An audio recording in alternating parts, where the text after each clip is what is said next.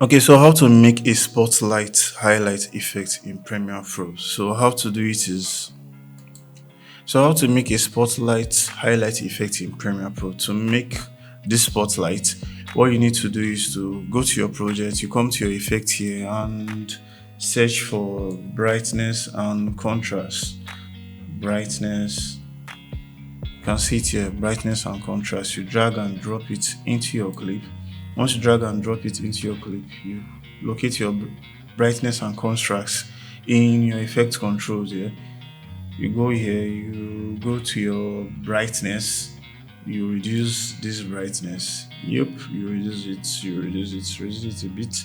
Then once you reduced it, this marks here, you select any of these marks here. Select any of these marks here, then you click on, let's use this one, whatever one you want to use to mark this particular object, you use it. You click on this, then you mark this, make the adjustments, make some adjustments, so once you make the adjustments, you come here to this same brightness and contrast. After you've done maxing, you see this inverted here. You click on inverted, so the spotlight is on it now. So if you found out that your object is moving and you want it to track it, but let's first animate the highlights here. I think it's not animated yet. So what you have to do to animate it in the video or to bring it in is that you need to keyframe it.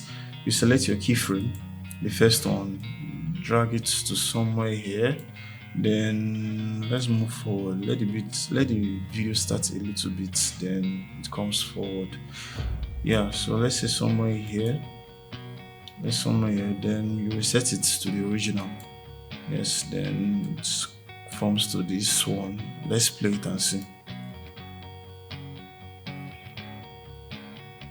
Exactly. So this is it. Then if you found out the object is moving, probably is moving left, right, or whatever, what you have to do is to take it to the beginning and for track, yeah, like click on this, go to this your max part and you track it here. Editing, track everything. So that's how you do it, guys. See you. Subscribe.